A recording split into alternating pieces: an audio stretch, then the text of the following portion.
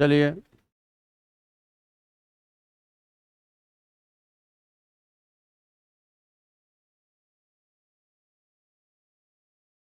Epoxy बता दिए थे।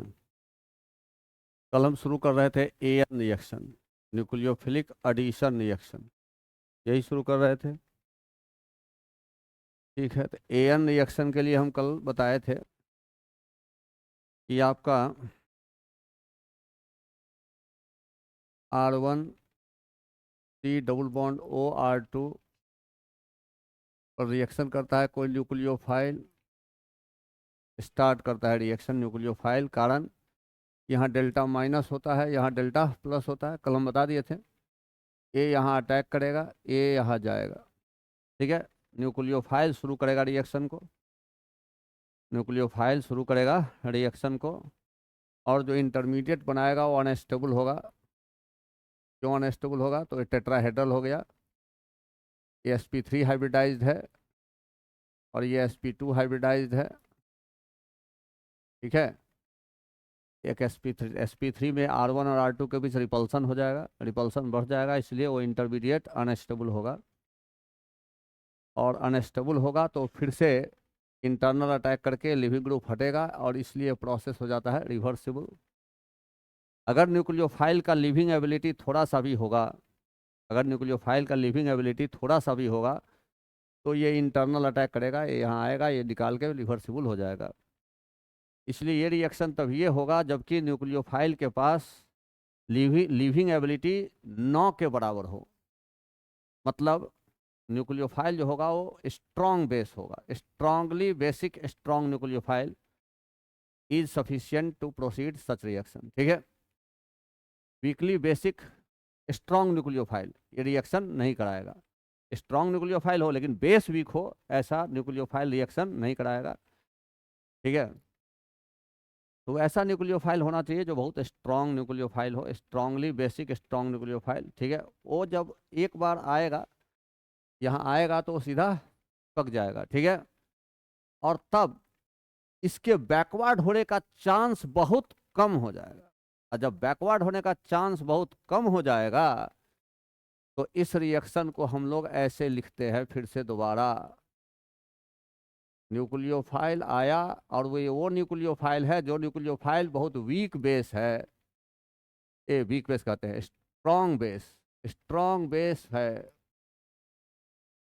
तो इसका बैकवर्ड होने का चांस बहुत कम, इसलिए रिवर्सिबिलिटी का साइन हम छोटा कर दिए। ठीक है, बैकवर्ड रिएक्शन होने का चांस बहुत कम, और वो न्यूक्लियोफाइल होगा स्ट्रांगली बेसिक स्ट्रॉन्ग न्यूक्लियोफाइल, जैसे एग्जांपल हम दिए थे R-CN- ये सब। ठीक है, वैसे आपको पता है कि स्ट्रॉन्ग बेस कौन होगा। ठीक है, वीक एसिड का कंजुगेट बेस स्ट्रॉन्ग बेस होगा। ठीक है, वीक एसिड का कंजुगेट बेस स्ट्रॉन्ग बेस होगा, तो वो स्ट्रॉन्ग बेस और स्ट्रॉन्ग न्यूक्लियोफाइल। अब उसके बाद उसी न्यूक्लियोफाइल जहाँ से निकला है उसका इलेक्ट्रोफिलिक पार्ट यहाँ आके जुड़ेगा, और ये रिएक्शन ए स्टेप भी होगा इरिवर्सिबल, और यहाँ OE जुड़ गया, और यहाँ R2 जुड़ गया, और यहाँ न्यूक्लियोफाइल हो गया। ये रिएक्शन कराया न्यूक्लियोफाइल के द्वारा शुरुआत कराने वाला AN addition reaction, nucleophilic addition. केवल ऐड हुआ, न्यूक्लियोफाइल भी यहाँ आके ऐड हुआ और इलेक्ट्रोफाइल भी यहाँ आके ऐड हुआ, इसलिए इस रिएक्शन को कहा जाता है एडिशन रिएक्शन। ठीक, अब rate of AN, rate of AN यही है इसका RDS, क्योंकि आफ्टर ऑल इसके बनने का टेंडेंसी तो कम होगा, क्योंकि ये sp3 हाइब्रिडाइज है, sp3 हाइब्रिडाइज में रिपल्सन होगा, इसलिए इसके बनने का टेंडेंसी बहुत कम होगा, इसलिए यही होगा हमारा RDS। और रेट डायरेक्टली प्रोपोर्शनल होगा concentration of carbonyl into concentration of nucleophile. Order भी इसका 2 होगा, ऑर्डर भी इसका 2 होगा, और मोलिकुलरिटी भी इसका 2 होगा, ऑर्डर भी 2 होगा और इसका मोलिकुलरिटी भी 2 होगा। ठीक है, ये स्टेप जितना फास्ट होगा रिएक्शन उतना ही फास्ट होगा। तो ये स्टेप किस किस चीज़ पर निर्भर करता है, ये स्टेप किस किस चीज़ पर निर्भर करता है? तो पहला, रेट, अगर यहाँ हिंड्रेंस ज़्यादा होगा तो इसके अटैक करने का स्पीड घट जाएगा, inversely proportional to hindrance at C double bond O। C double bond O पर हिंड्रेंस ज़्यादा होगा तो रेट ऑफ AN कम होगा, C डबल बॉन्ड O पर हिंड्रेंस ज़्यादा होगा तो रेट ऑफ एन कम होगा, ठीक है। उसके बाद न्यूक्लियोफाइल का न्यूक्लियोफिलिसिटी, जितना ज़्यादा न्यूक्लियोफिलिसिटी ऑफ न्यूक्लियोफाइल होगा उतना फास्ट अटैक बढ़ेगा, और इसलिए ये डायरेक्टली प्रोपोर्शनल होगा न्यूक्लियोफिलिसिटी ऑफ न्यूक्लियोफाइल। उसके बाद इस सी डबल बॉन्डों के सी पर प्लस चार्ज जितना ज़्यादा होगा, प्लस चार्ज ज़्यादा होने का मतलब वहाँ पर ऑर्बिटल ऑलमोस्ट खाली है, इलेक्ट्रोफिलिसिटी ज़्यादा है, मतलब इलेक्ट्रॉन लेने का टेंडेंसी ज़्यादा है, तो इसलिए ये डायरेक्टली प्रोपोर्शनल होगा electrophilicity of C double bond O के सी का, ठीक है। सी डबल बॉन्ड ओ के सी का इलेक्ट्रोफिलिसिटी, ठीक है। और ये इलेक्ट्रोफिलिसिटी का डिसीजन कौन करता है? Positive charge. जितना ज़्यादा यहाँ पॉजिटिव चार्ज उतना ज़्यादा यहाँ इलेक्ट्रोफिलिसिटी, उतना ज़्यादा यहाँ रेट, ठीक है।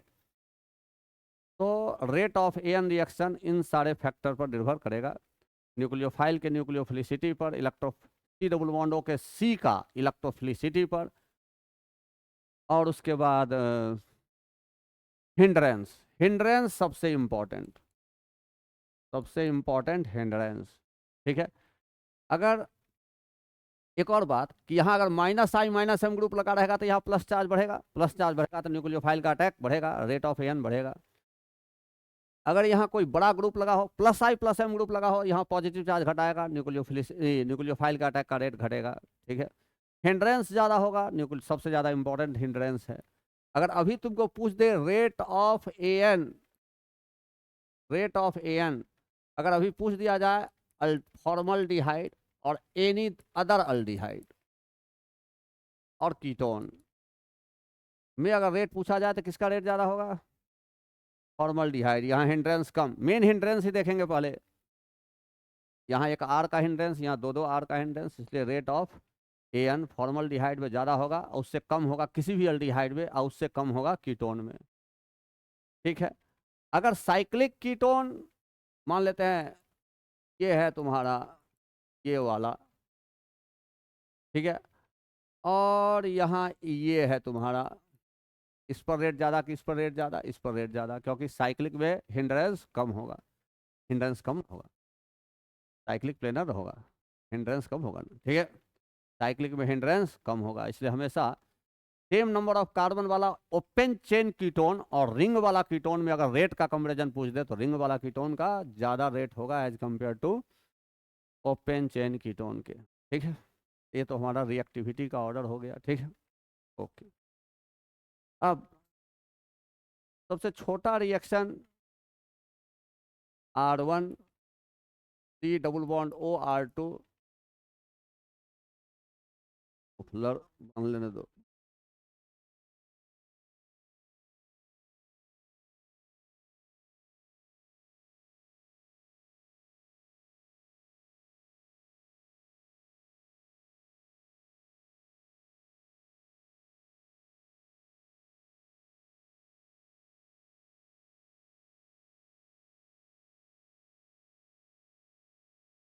देखो तो हमारा ठीक है R1CO R2, ठीक है। अगर यहाँ R2 के बराबर H देंगे तो अल्डिहाइड, अगर अल्काइल रहेगा दोनों तो क्या हो जाएगा? कीटोन। अगर दोनों अल्काइल रहेगा तो क्या हो जाएगा? कीटोन। इसका रिएक्शन कराना चाहते हैं हम KCN या NaCN in presence of HCN। कहेगा सर केवल HCN क्यों नहीं लिए? तो HCN एक वीक एसिड है, जल्दी टूट के H+ और Cn- नहीं देगा, इसलिए हम KCN लिए या NaCN लिए, ठीक है। क्या होगा? ये पहला स्टेप, ये K+Cn-, एक स्ट्रॉन्ग न्यूक्लियोफाइल है, स्टार्ट करेगा रिएक्शन को, चला जाएगा R1C, यहाँ O-, यहाँ R2, यहाँ Cn, ठीक है। Cn- एक स्ट्रॉन्ग न्यूक्लियोफाइल भी है, स्ट्रॉन्ग बेस भी है, क्योंकि HCN एक वीक एसिड है, तो उसका कंजुगेट बेस स्ट्रॉन्ग बेस होगा, इसलिए Cn- स्टार्ट करेगा एन रिएक्शन को, ठीक है। रिवर्सिबल का चांस है कि अटैक करके इसको निकाले, लेकिन ये बहुत लिविंग ग्रुप, बहुत पुअर लिविंग ग्रुप है, इसलिए जल्दी नहीं, एक बार आके अगर चिपक गया तो चिपक गया। अब उसके बाद क्या करेगा? तो HCN से ये H+ ले लेगा, इसीलिए हम HCl लिए थे। R1C, यहाँ OH, यहाँ R2, यहाँ CN, ये प्रोडक्ट बन जाएगा, फिर से CN माइनस बन गया KCN। ठीक है,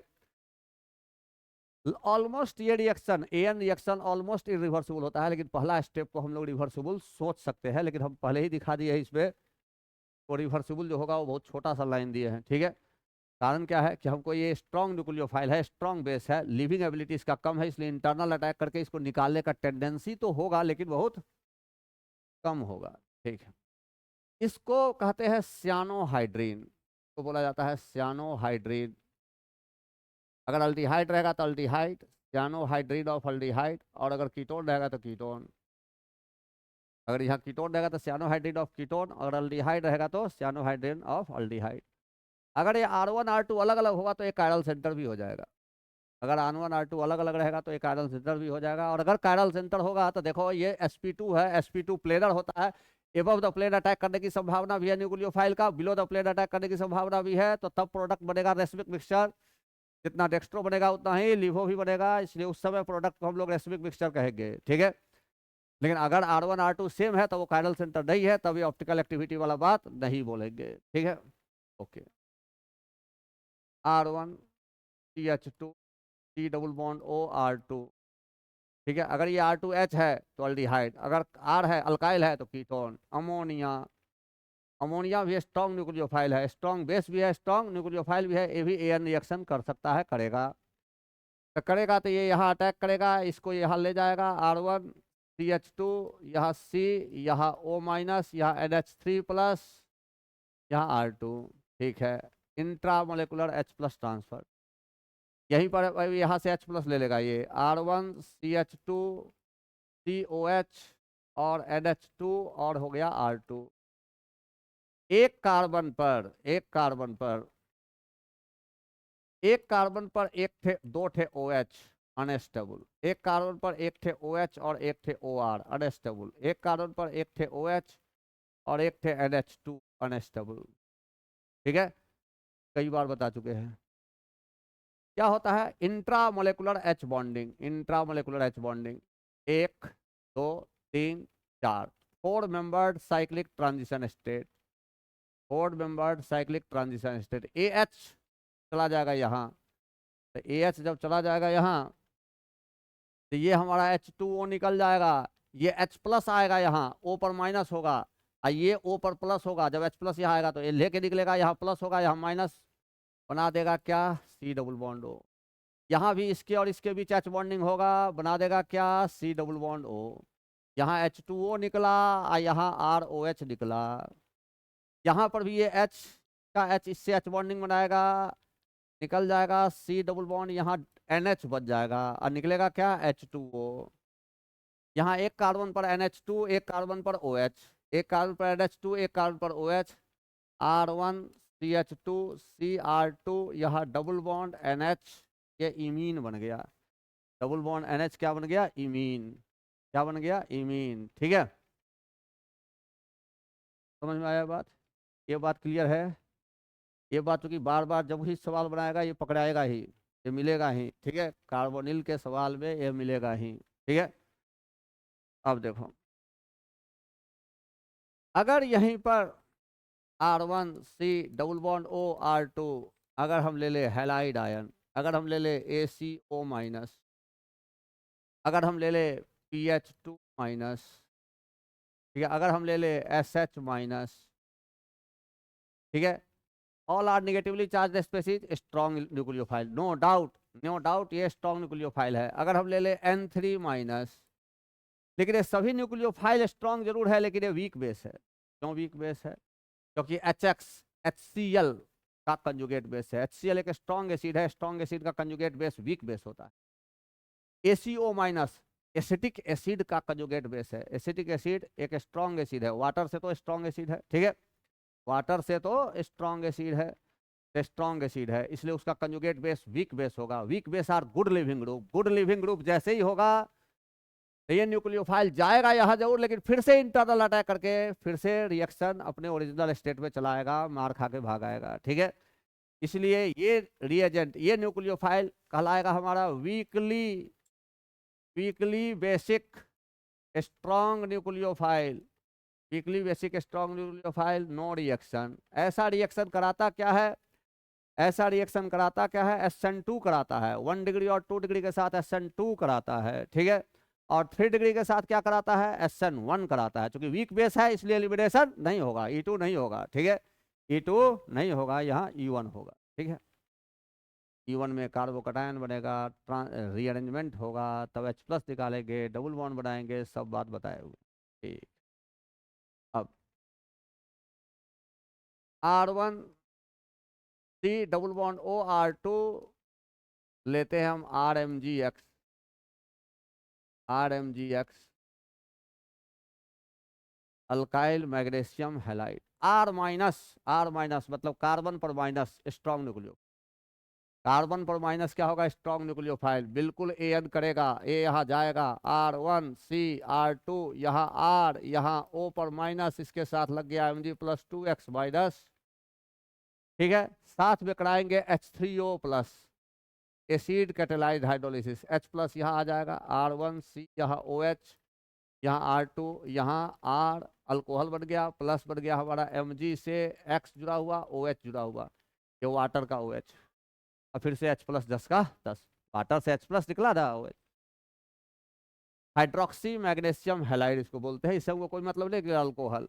मेन रिएक्शन यही था जिसके कारण ग्रिग्नार्ड का खोज हुआ था, अल्डिहाइड से अल्कोहल बनाना, कीटोन से अल्कोहल बनाना, ठीक है। अल्डिहाइड से अल्कोहल बनाना, कीटोन से अल्कोहल बनाना, यही मेन रिएक्शन था जिसके कारण ग्रिग्नार्ड का खोज हुआ था, ठीक है।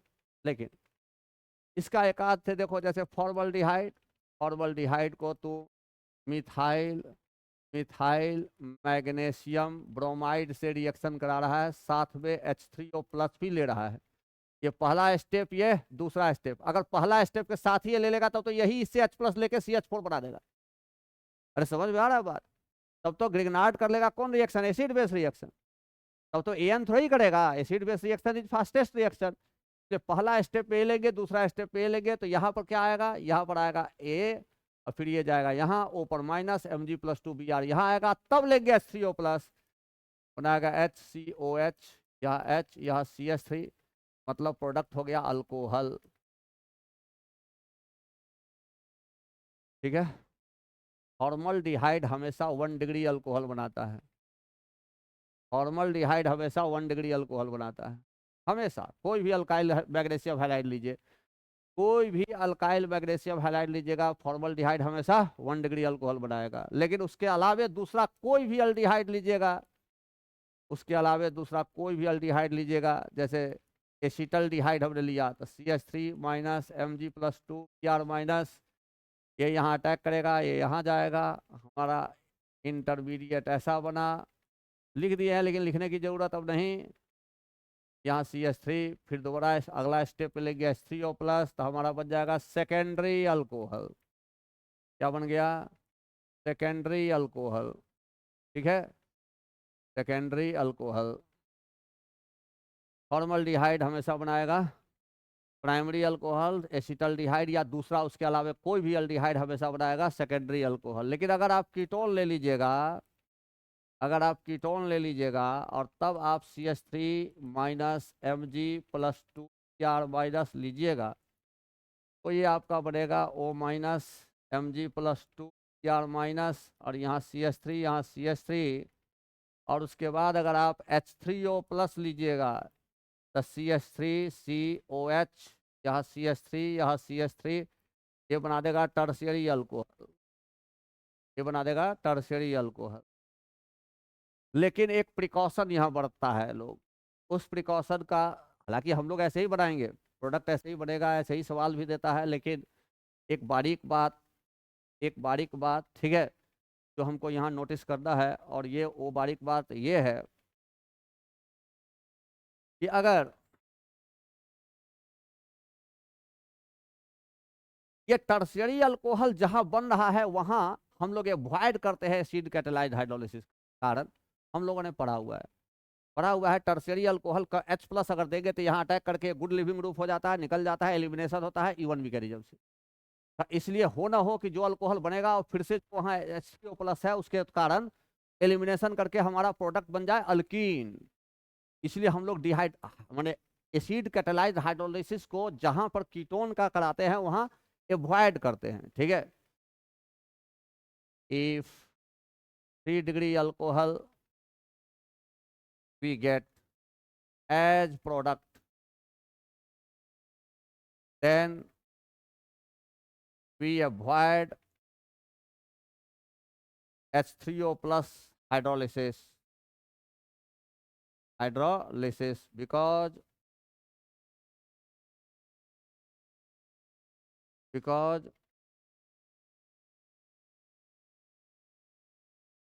H3O plus may proceed E1 of 3 degree alcohol, ठीक है। Instead we use NH4Cl। जहां टर्शियरी अल्कोहल बनता है वहां एसिड कैटालाइज्ड हाइड्रोलिसिस के बदले यहाँ NH4Cl डाल देंगे, वो NH4Cl से H+ ले लेगा, ठीक है। NH4Cl से H+ ले लेगा। तो इसलिए जनरली तो आपको सवाल भी देगा तो हाइड्रोलिसिस ही करा के देगा, ठीक है, लेकिन ये डाल इसलिए दिए हैं कि कहीं मेंस में पूछ दे कारण, ठीक है, क्योंकि वो पूछता है कहीं नीटे में पूछ दे, ठीक है। अगर पूछ देगा तो वहाँ ढोल बजाएगा, ठीक है। करते तो सब दिन किया, आप सवाल में ही देखिएगा तो हर जगह सवाल में रहेगा वही एसिड कैटालाइज्ड हाइड्रोलिसिस। करते जा रहे हैं करते जा रहे हैं करते जा रहे हैं, बेटा दिमाग में सेट हो गया, ठीक है। और पूछ दिया, ये उसको भी पता है कि दिमाग में सेट है, ठीक है। तो कुछ ऐसा पूछो जो ठीक है। अनुराग जी आज गायब है रे, हैं संभव तो यह है। अब देखो हो गया, ये समझ में आया। गिगनार्ड का मेन खोज हुआ था अल्डिहाइड और कीटोन से अल्कोहल बनाना। कार्बोनिल, प्योर कार्बोनिल कंपाउंड से अल्कोहल बनाने में ही इसका मेन यूज होता है। लेकिन जब खोज हो गया तो बहुत तरह तरह का रिएक्शन होने लगा, और तरह तरह का बात जो हम लोग अभी तक बहुत पढ़ चुके हैं, ठीक है। आइए, इंट्रामोलेकुलर एन भी संभव है। इंट्रामोलेकुलर रिएक्शन बनाता है 5 से 6 मेंबर्ड रिंग, लेकिन इंटरनल अटैक बनाता है 3 से 6 मेंबर। इंटरनल अटैक क्या होता है? एक कार्बन पर नेगेटिव चार्ज और दूसरे किसी कार्बन पर लिविंग ग्रुप, तो वो कहलाता है इंटरनल अटैक। बशर्ते कि उससे बनता हो क्या, या तो बनता हो पाई बॉन्ड या नहीं तो बनता हो 3 से 6 मेंबर का रिंग। इंट्रामोलेकुलर एन इंटरनल अटैक के अलावे कोई भी इंट्रामोलेकुलर प्रोसेस 5 से 6 मेंबर का रिंग ही बनाता है। Intra molecular AN forms 5 to 6 membered ring। 6 से ज्यादा नहीं बनाएगा, 5 से कम नहीं बनाएगा, ठीक है। 5 to 6 membered ring, ठीक है। RMGX जो रिएक्शन करता है, R पर माइनस है, लार्ज माइनस मतलब -1 से थोड़ा कम। तो जब -1 से थोड़ा कम वाला AN शुरू कर सकता है, स्ट्रॉन्ग बेस हो सकता है, तो RNA ऑलरेडी कंप्लीट माइनस है। RLI इससे तो ज्यादा ही नेगेटिव चार्ज है, ठीक है। अरे समझ में आ रहा है बात? R2ZN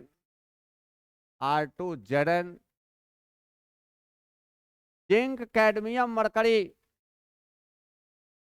ग्रुप में है। ऊपर से नीचे आने पर जेड इफेक्टिव क्या होता है? बढ़ता है। जेड इफेक्टिव बढ़ता है तो इलेक्ट्रॉन लॉस करने की टेंडेंसी घटेगा, कोवेलेंट नेचर बढ़ेगा। इसलिए जिंक के पास आयोनिक नेचर ज्यादा होगा। आयोनिक नेचर ज्यादा होगा तो जिंक पर नेगेटिव चार्ज बढ़ेगा, और जिंक पर पॉजिटिव चार्ज बढ़ेगा। जिंक से जो आर जुड़ा हुआ है उस आर पर नेगेटिव चार्ज बढ़ेगा। That becomes a strong base and a strong nucleophile, ठीक है। Reacts with aldehyde and ketone in the same way,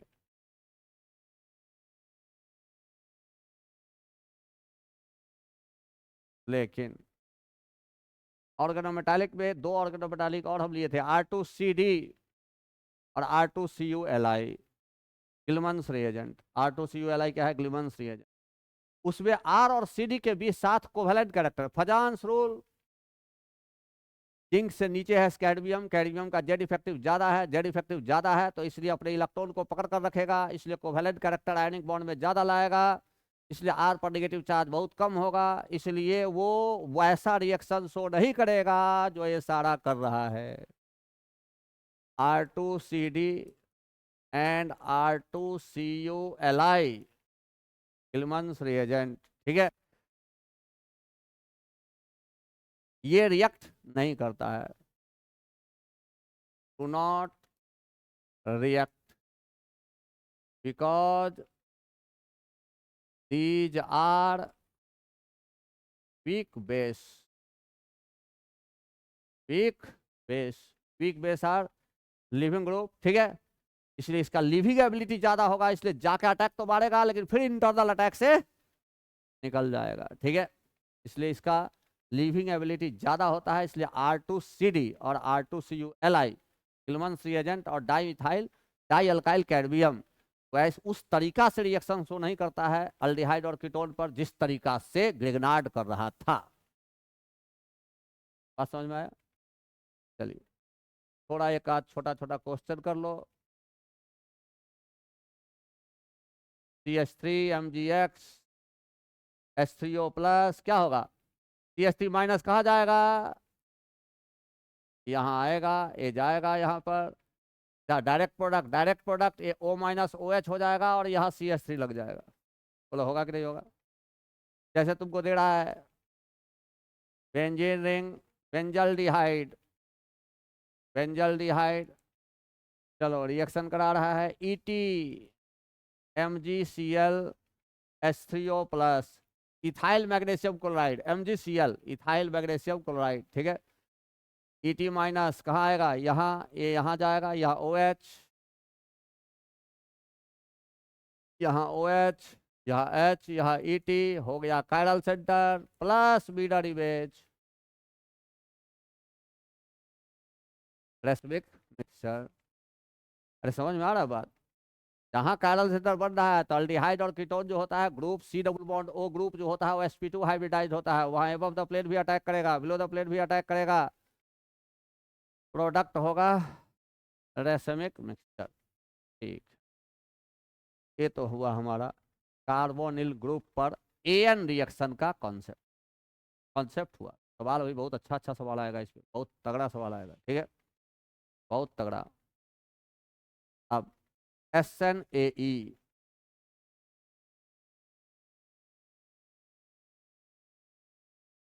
substitution after addition and then elimination, substitution after addition and elimination, ठीक है।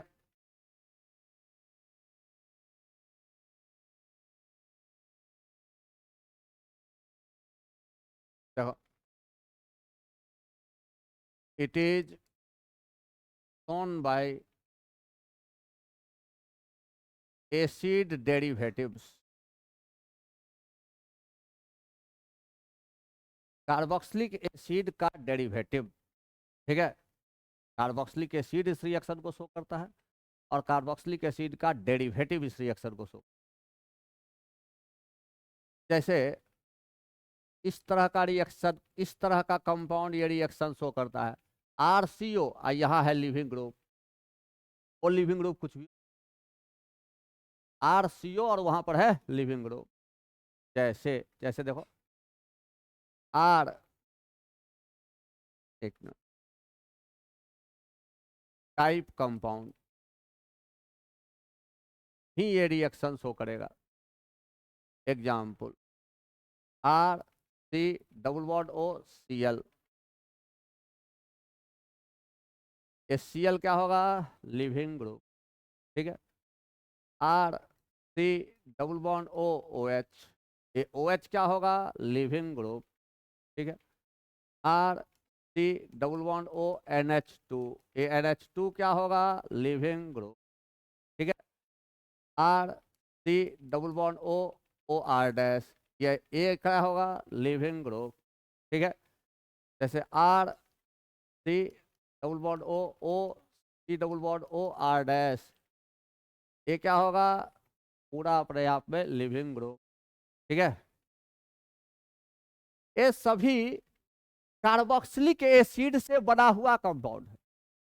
Carboxylic acid का ही तरह तरह का reaction कराते हैं तो ये सब कंपाउंड बनता है।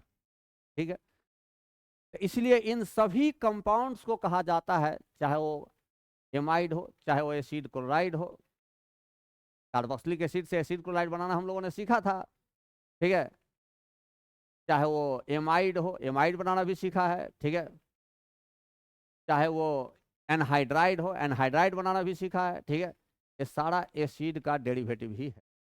इन सबों में यहाँ पर एक लिविंग ग्रुप लगा हुआ है।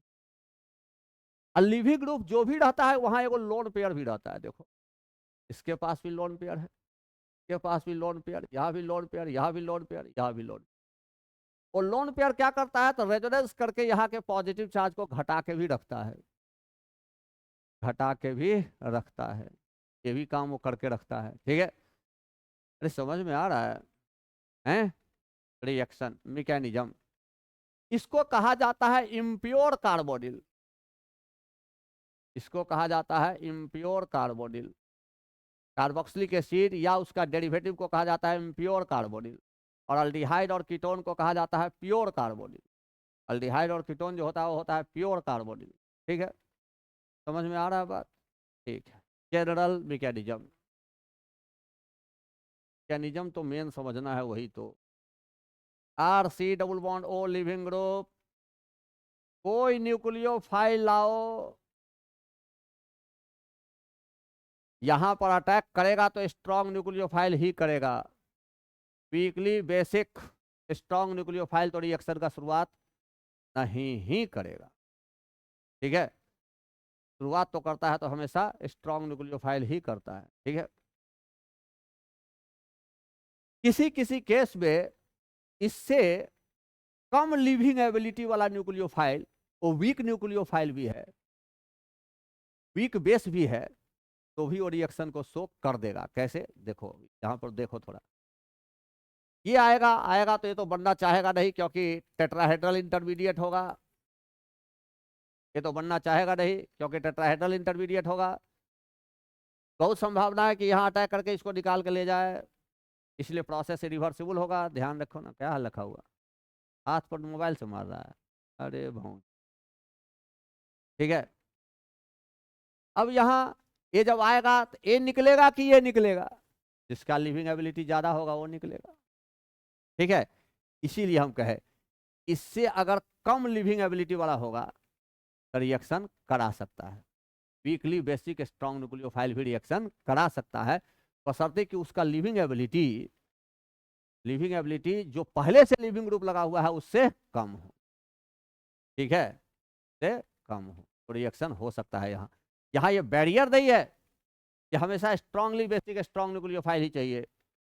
वीकली बेसिक वीक न्यूक्लियोफाइल भी वो चाहिए जिसका लिविंग एबिलिटी इससे कम हो, क्योंकि अब जो ये इंटरनल अटैक करेगा तो ए भी हट सकता है और ए भी हट सकता है। दोनों में से जिसका लिविंग एबिलिटी ज्यादा वही हटेगा।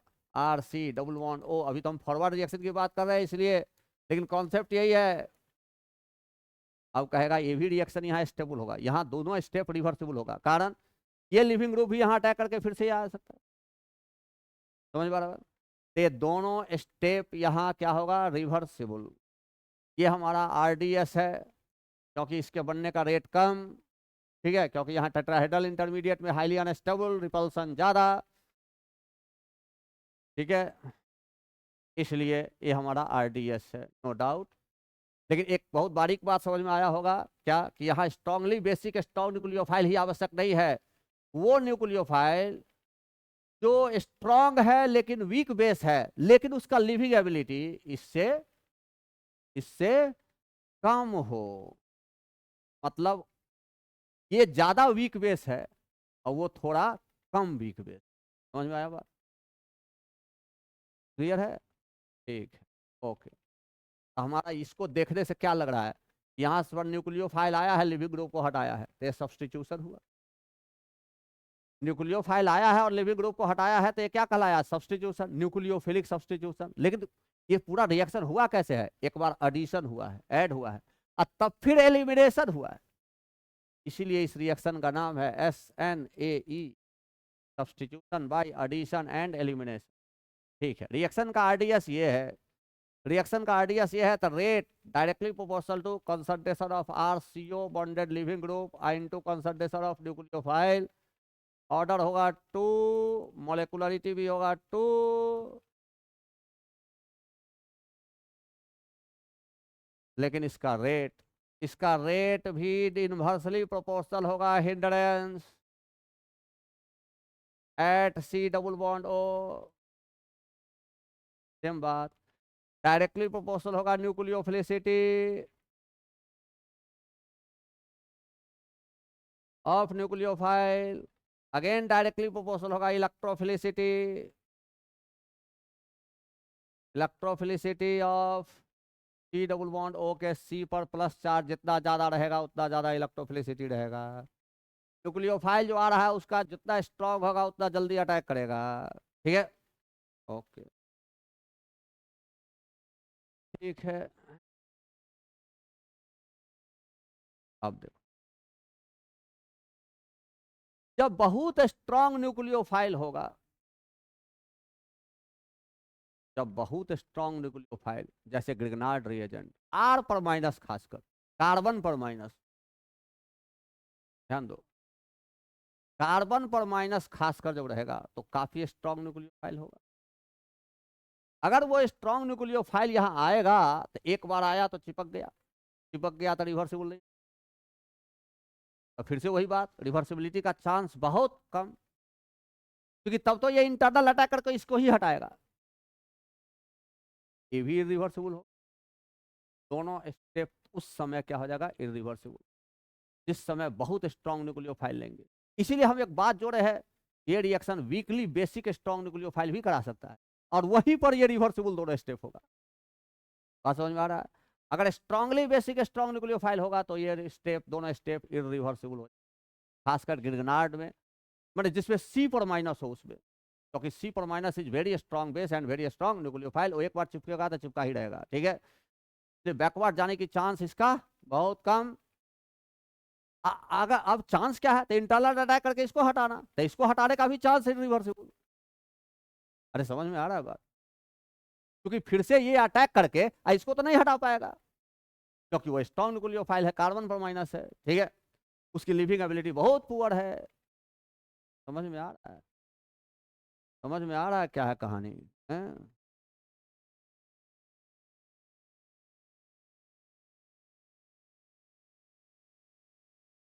Are you getting my point?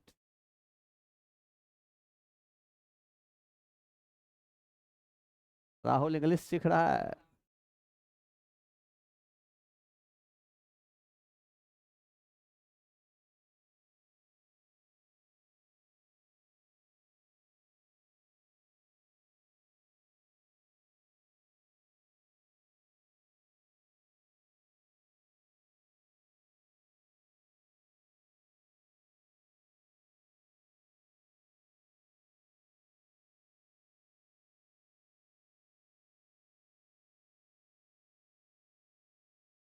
Strongly basic strong nucleophile में रिएक्शन बिकम्स इरिवर्सिबल।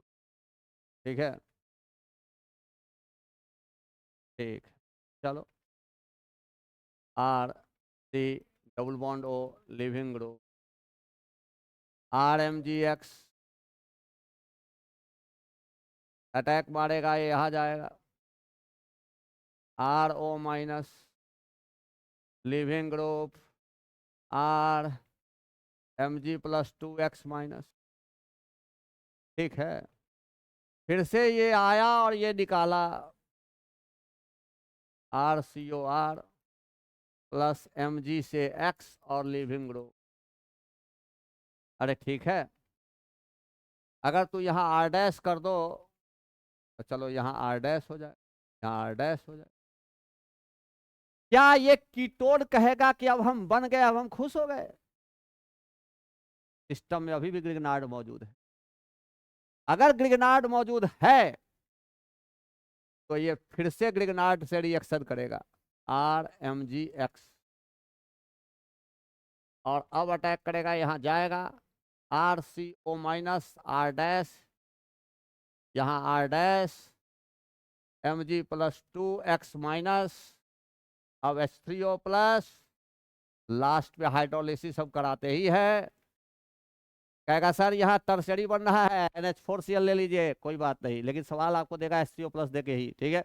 लेकिन हाँ, प्यूरिफाइड वर्जन वही होगा, ठीक है, प्यूरिफाइड वर्जन वही होगा। तो हम लोग भी तो चलते हैं, जो क्वेश्चन मिलता है उसके अनुसार आप चलते दिखाते हैं, लेकिन कॉन्सेप्ट आपको हम बता दिए कि जहाँ देगा वहाँ आप ऐसे कीजिए। अब याद नहीं रहेगा तो थोड़ा बदला हम अपना माथा दे दिए है, बुझले क्या मिस्टर इमरान खान?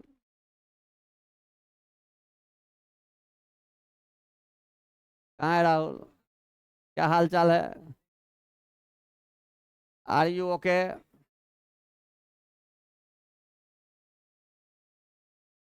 यहां तक रिएक्शन क्या हुआ है? SnAe, लेकिन यहां के बाद रिएक्शन क्या हुआ है? An, ठीक है। थोड़ा गौर से देखो, 1 मोल इस कंपाउंड का, अगर यहां 1 मोल लेंगे रिएक्शन यहीं पर रुकेगा, लेकिन अगर 2 मोल लेंगे तो अल्कोहल पर रुकेगा। इंटीजर टाइप जेई एडवांस से पूछता है, इंटीजर टाइप बना देगा, ठीक है, समझिए बात। 1 मोल RCO लिविंग ग्रुप टाइप के कंपाउंड के लिए हमको 2 मोल ग्रिग्नार्ड चाहिए, ठीक है। और 1 मोल अल्डिहाइड कीटोन के लिए 1 मोल ही ग्रिग्नार्ड चाहिए, ठीक है। ये बात माथा में रहेगा, ठीक है। चलो, 1 मोल एसिड डेरिवेटिव 2 मोल ग्रिग्नार्ड का यूज करता है। चलो छोटा छोटा क्वेश्चन प्रैक्टिस करो। PHC double bond OCl, CH3 MgBr, H3O plus, product बताओ। एक साइक्लिक का प्रैक्टिस करो।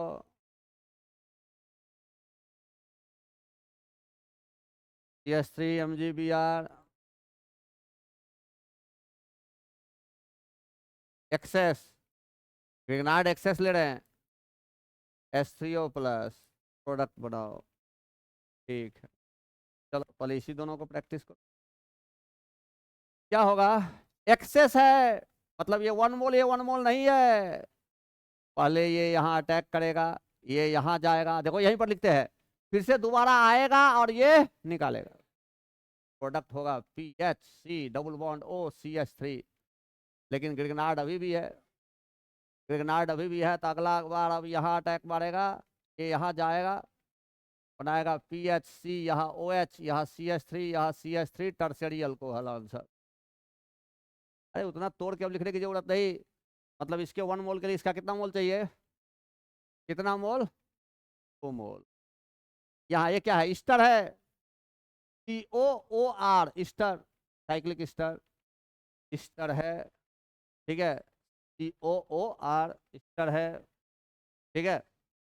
ग्रिग्नार्ड आएगा, यहाँ अटैक मारेगा, यहाँ अटैक मारेगा, ये यहाँ जाएगा। चलो पूरा इसको लिख देते हैं, O माइनस, यहाँ ग्रिग्नार्ड आ गया, फिर क्या होगा? ये यहाँ आएगा और ये यहाँ, तब ना ऐसे नहीं, ऐसे नहीं, स्टर दिख गया मतलब ऐसे नहीं।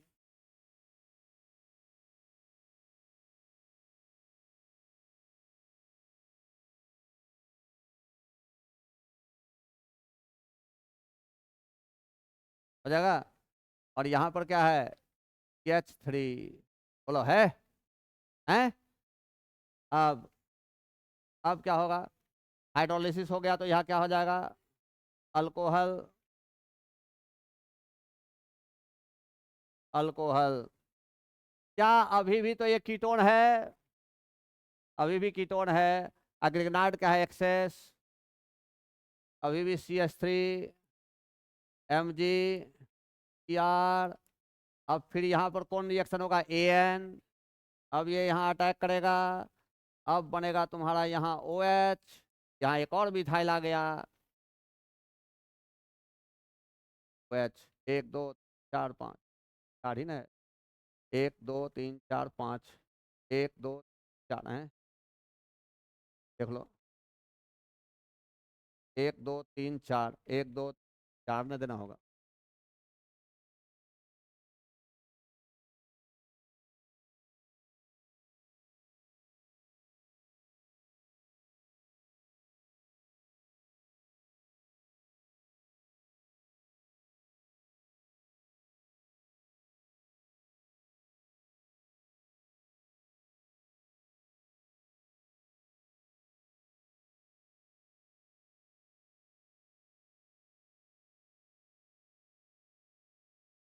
हो जाएगा, बोलिए, अरे बोलो बोलो, बोलिए।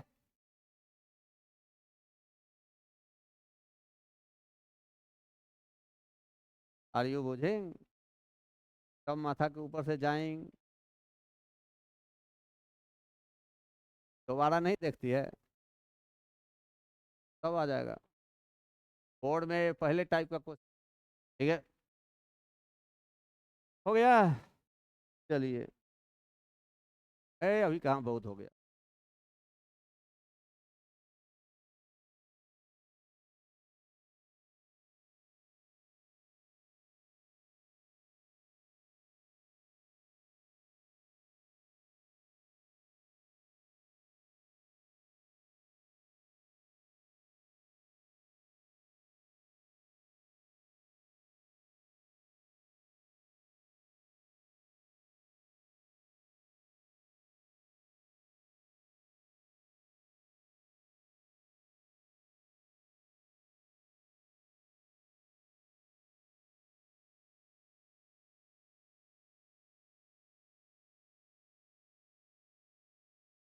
ईथर के क्वेश्चन में हमेशा लास्ट स्टेप हाइड्रोलिसिस। हाँ, ये 1 इक्विवेलेंट लिए है, मतलब यहाँ एक्सेस RMgx नहीं है, यहाँ अटैक करेगा, ये जाएगा RCO-, यहाँ R, यहाँ NH2। NH2 poor leaving group होता है, OH पुअर लिविंग ग्रुप होता है, F पुअर लिविंग ग्रुप होता है, लेकिन इंटरनल अटैक से हटता है, तुरंत ये आएगा, इसको हटा देगा, प्रोडक्ट बढ़ गया RC डबल बॉन्ड OR। यहाँ था Mg+2x-, इसके साथ जुड़ जाएगा Mg से X और NH2, टोन पर जाके आंसर रुक जाए, ये आगे रिएक्शन नहीं हो। ठीक है, यहाँ Mg इथर, बता गिरगिनाट कहाँ बनेगा, जहाँ ClBr रहेगा वही गिरगिनाट बनेगा, यहाँ गिरगिनाट बना।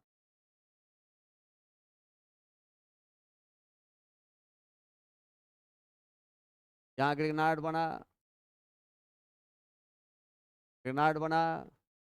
अब ये ग्रिगनार्ड के लिए यहीं पर इसी के अंदर में ही है क्या, C+O। ये बाहर वाला को खोजेगा कि अपना घर वाला को खोजेगा, ये यहीं पर अटैक करेगा, बशर्ते कि देखो कि 5 से 6 मेंबर का रिंग बन रहा है कि नहीं। 1 2 3 4 5 6, 6 मेंबर का रिंग बन रहा है। और ये मान लेते हैं 1 2 3 4 5 6, कोई भी एक पहला कार्बन लो, ये यहाँ माइनस, यहाँ H है, अरे है, यहाँ पर आ गया Mg+2Cl-, हाइड्रोलिसिस, हाइड्रोलिसिस हो जाएगा सीधा, यहाँ क्या बन जाएगा, साइक्लोहेक्सानॉल, फाइनल आंसर। समझ में आ रहा है बात, ठीक है, चलिए। ग्रिगनार्ड के एन का कॉन्सेप्ट खत्म होता है,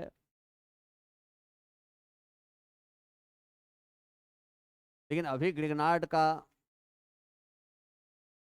हम आज सोच रहे थे आज खत्म कर देंगे, नहीं आज तो नहीं, अभी 2, आज और कल और 1 दिन और, ठीक है, तब खत्म होगा। हाँ, पहले तो इसको लिखो, तो इसका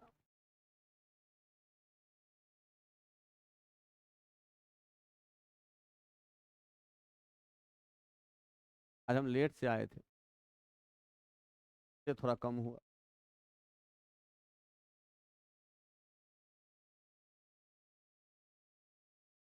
कहते कि आज खत्म करके सवाल करा लें।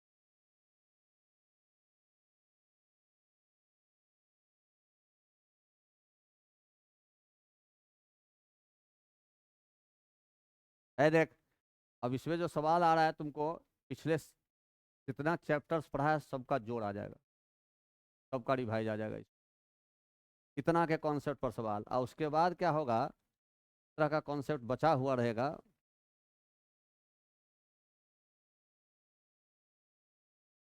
एक्रल सिस्टम पर, एक्रल सिस्टम पर अल्डिहाइड ग्रिगनार्ड का अटैक कहाँ होता है? पागल है, ले लेन। देखो, एक्रल सिस्टम में आदमी फंसता है। ए, फंसता क्या है कि अगर ग्रेनाड दे दिया तो यहाँ अटैक करेगा कि यहाँ अटैक करेगा? के लिए क्या कॉन्सेप्ट, ग्रेनाड अगर दे देगा तो यहाँ अटैक कराएगा कि यहाँ अटैक करेगा? तो लोगों के दिमाग में रहता है कि यहाँ डेल्टा माइनस, यहाँ डेल्टा प्लस, यही अटैक होगा, लेकिन नहीं। बहुत जगह केस पे हो जाएगा, लेकिन बहुत केस पे आपको वहाँ नहीं अटैक करके वहाँ अटैक करना होगा, क्योंकि वहाँ पर भी देखो, यहाँ पर भी संभावना है, अरे ये रेजोनेंस करेगा, यहाँ प्लस आएगा। ठीक है, तो कहाँ पर अटैक कराएंगे इसका डिसीजन करना, वो कॉन्सेप्ट पहले इस पर सवाल करेंगे, उसको देखेंगे, तब ग्रिगनार्ड खत्म होगा। और तब इसी में अब आपको अल्डिहाइड और कीटोन का कॉन्सेप्ट हम दे दिए हैं। ठीक है, अब अलग अलग रिएक्शन, जैसे Cannizzaro reaction, aldol condensation reaction, ठीक है, जैसे और भी कई तरह का रिएक्शन है, जैसे हाइड्रोक्सिलेमिन सब का रिएक्शन, अल्डोक्जिम सब हम पर क्या बार बता चुके हैं, बताएंगे। ठीक, कई बार बार बार रिपीट रिएक्शन। ठीक है, इस पैटर्न पर हमारा जो पैटर्न है उसमें हो गया, ले लिए हैं। आज यहीं पर विराम देते हैं। अनुराग जी, कटोरा खाली है, कटोरा इज एम्प्टी।